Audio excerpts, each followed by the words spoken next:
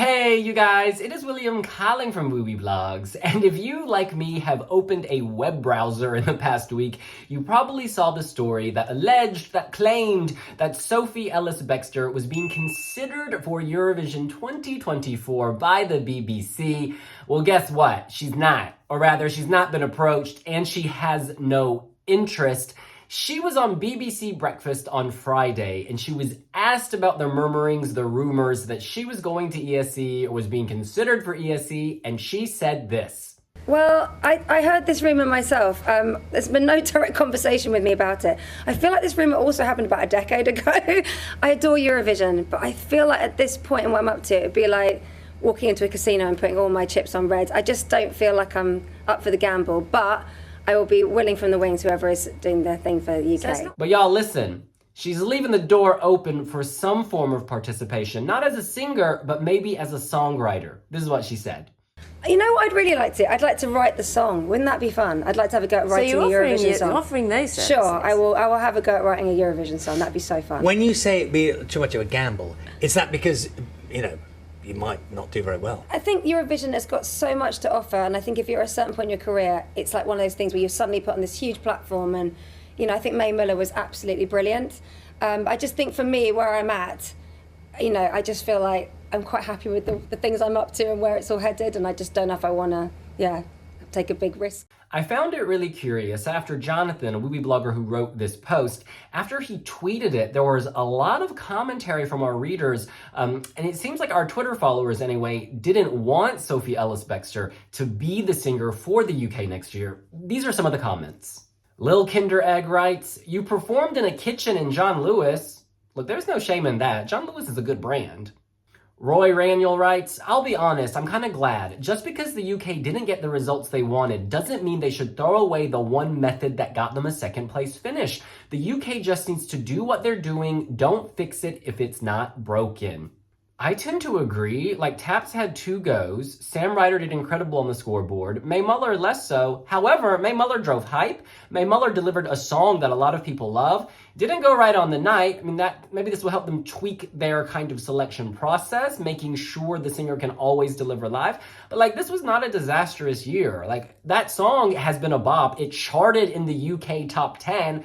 Let's give credit where credit is due. Sure, the scoreboard result, not incredible, but that song is a good song. Neil writes, "Gamble for a lady who had maybe 3 hits 20 odd years ago." And then It's Crazy It's Party writes, "From the woman who literally dressed up as an alien on The Masked Singer and got sent home in the very first week, y'all."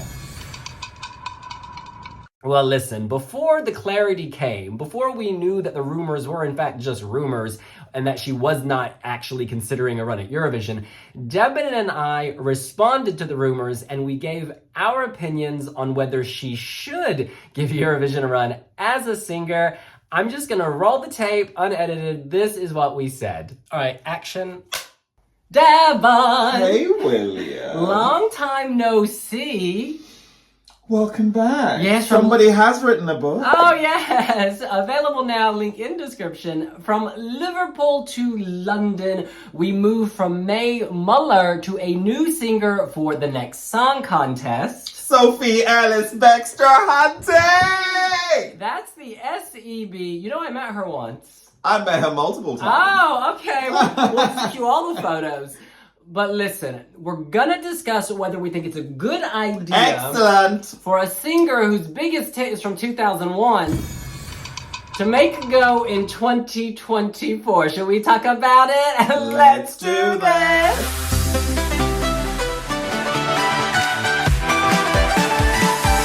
That's right, Okay, Murder on the Dance Floor 2001. Oh, but that's where you've stopped. My girl has got 7 albums. Hannah, her latest album, is actually out tomorrow. And you know what's very interesting? I don't know Hannah. Because I don't know her. Because it hasn't been released. But the single, Lost in the Sunshine, was actually directed by Sophie Muller, who people say is Mae Muller's aunt. Well, we'll keep it all in the family. That always works. Listen, because Muller had great results. This is the point from me. You say a lot has happened since 2001. I would question if the evolution of the sound has actually happened. Because to me, a lot of the music sounds just as it did in 2001. I like Murder on the Dance Floor. I like some of her other hits. However... Oh, the hits I like, actually, are things like Mixed Up World, Bittersweet. Oh, Bittersweet! Freemasons Mix! Oh, there is nothing like it. She's incredible. But I do question whether the old tropes of yesterday will work at Eurovision 2024. Absolutely. Sophie Ellis-Bextor is amazing. 35 singles, 2 compilations. She's got a remix album. She's got a live album. She's got 7 studio albums. Honey, this is not a Trip CV the Light, contest. fantastic. This is not a CV contest. Make a scene. You need to have familiar. You need to have the song that doesn't sound too familiar. And I'm sorry. So many of those songs run together, and I don't think the voice, read my lips. The voice is Shoot good. from the hip. The voice is good, but I don't necessarily think it's stellar. I don't think at Eurovision her voice would stand out. Let me tell you something. Tell me. There's so many. Let me just tell you reasons why Sophie Ellis-Bextor will be amazing. You said will be. Do you know some tea that NME doesn't? The magazine NME.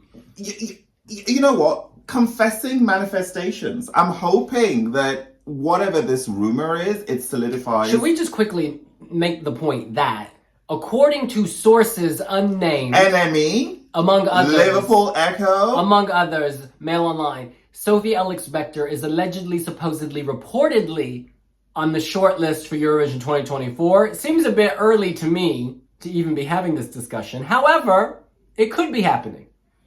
Please proceed. There's so many reasons why Sophie Ellis-Bextor is amazing. First of all, can we just talk about interviews? Girl. Let me tell you something.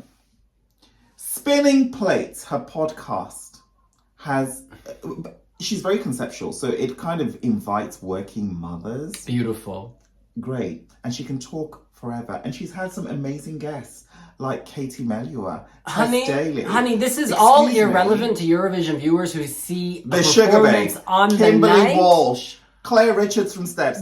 This is not a referendum on her as a person or her as a podcaster. We're talking about, can she produce a song that could win Eurovision? My girl has got 7 albums, which have all peaked in the top 20. She's got multiple hit singles, not just as a star performer, but also as a featured guest. Can we remember Groove Jet? No, it's lovely. It's lovely that all these things. I want to know, do you think the sound is current enough for Eurovision 2024? Absolutely. Have you not got Kitchen Disco? Girl, I listened to it and I wasn't moved. The album. It's fine. It's fine. I'm sorry. It's fine. You're on a different planet. Okay, is it the level of Slay Muller? Does it reach Slay Muller? Sophie Ellis-Bextor is all that and so much more. Does it reach Sam Ryder, his Eurovision song? Can she surpass? I really don't want to get into this mindset of putting one down to elevate the other, but no one asked you to put it down. Sophie Ellis-Bextor is just light years above these names that you're pushing out. I'm sorry, she's amazing. I pushed it out. You're pushing them down. That was not my game. That was yours. She is just Your amazing. True How many women in today's world can push out 5 gorgeous boys, dancing heels around the kitchen, lifting everybody's spirit up during Corona? That's beautiful. Listen. During Corona, Kitchen Disco kept me alive. You couldn't go out. You couldn't do anything. You know what I would do? You would play Kitchen Disco. No, honey. I would dress up for her live stream and dance along to her. God. And then she's going, Mickey! That's her little baby. And she's bringing him, Kit, Jessie, Sonny. Listen. She's a beautiful woman. My ultimate... Can I just give you my ultimate argument? We have other videos to film. I don't think she should get a free pass just because she's Sophie Ellis-Bextor. Oh yeah, you can give it to Ingeborg Humperdinck. You can give it to Bonnie Tyler. I didn't say those were good ideas. The BBC has evolved, right? It was a new day, so passes should not be handed out to anyone. It should be based on the 3-minute song that she should have to submit, right? She should submit she can be the only one to submit. You can have a closed door process. If her song's good enough, then send her. If it's not, then don't. Do not ride on coattails. Do not say the SEB automatically gets to the ESC. It needs to be based on the song, and based on the songs that I listened to on the train coming home tonight for an hour, I was underwhelmed with those songs for Eurovision. Your music has always been questionable. I know. Loving Tattoo and Cha Cha Cha makes me completely off the grid. Completely off the grid. Shout out to Noah Carell. You're a marker of poor music Okay, all right. So, thank you, honey. Solo. Never gonna get me down, baby, down, down, down. Truth hurts, and I get it. But let me just tell you something. Sophie Ellis-Bextor is... One of us thought Switzerland, Luca Hani, was not even going to make the final. One of us, and it wasn't William Lee Adams. It was someone who called it Despo Fuego. Someone named Debonair Remy, Wiwibloggs.com. Anybody hearing this would think that Switzerland actually won Eurovision. They came fourth, which wasn't bad in 2019. 3 places lower than you thought it was going to be. Oh, no. I said each way top 4. And that's what happened, and your girl collected 360. What? I'm not shaking hands with you. I wasn't shaking. I was toasting. Sophie Ellis-Bextor is known beyond the United Kingdom. She's had a string of hits in Australia and Ireland. Listen, my girl is amazing. I have seen her perform. She is. Can I also say, as a live act, she is just amazing. Do you know what I love about her? She is so conceptual. Familiar, the album, and Wanderlust just kind of took you to otherworldly places. Like, she is great. I've seen her at intimate settings.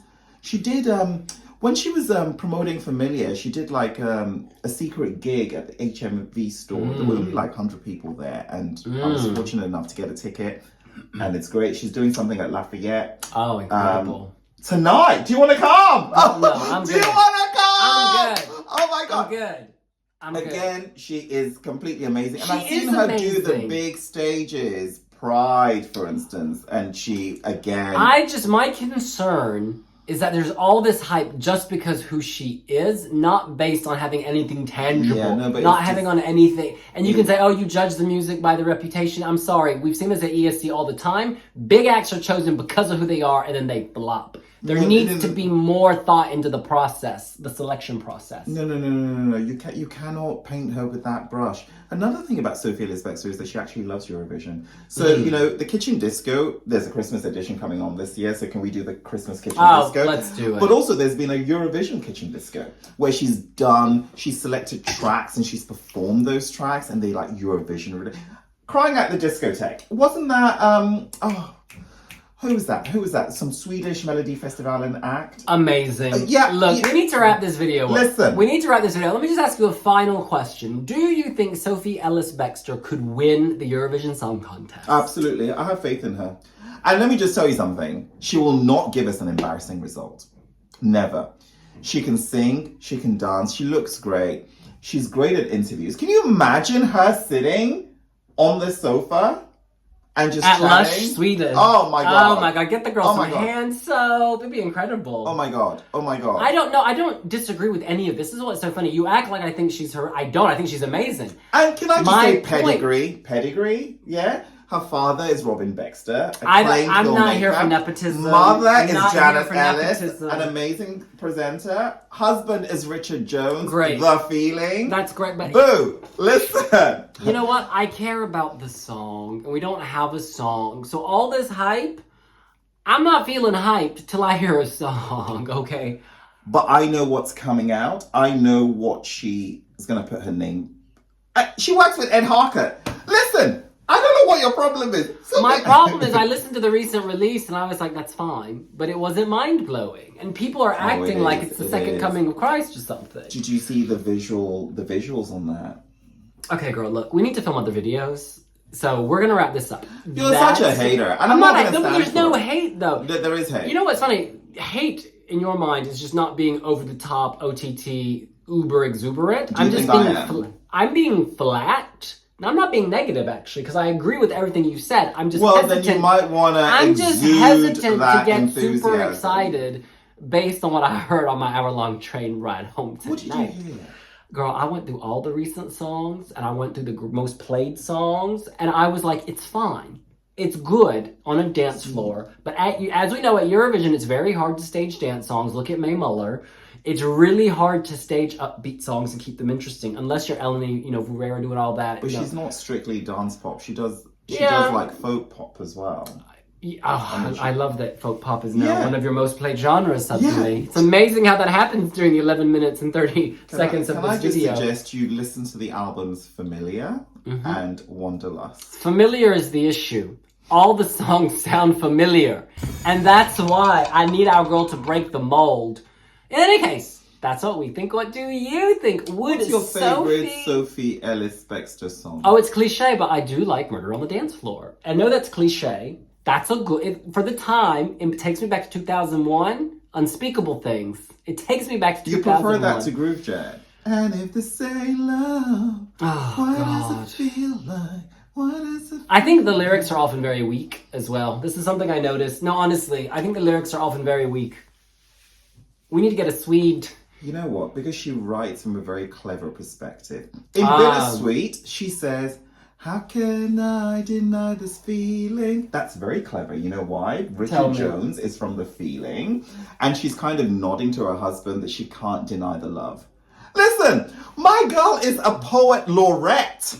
Laureate, even. Laureate! Yeah. Laureate! I was going to say maybe she's born with it. Maybe it's L'Oreal, but it's... She's it's amazing. No. In any case, Sophie that's what Ellis-Bextor, we think. What do you she's think? on another Should level. Sophie Ellis-Bextor sing for the US, for the UK at Eurovision 2024? Do you think she is on the short list? And do you, like me, think it's all about the song rather than the reputation? Let us know here on Wiwibloggs.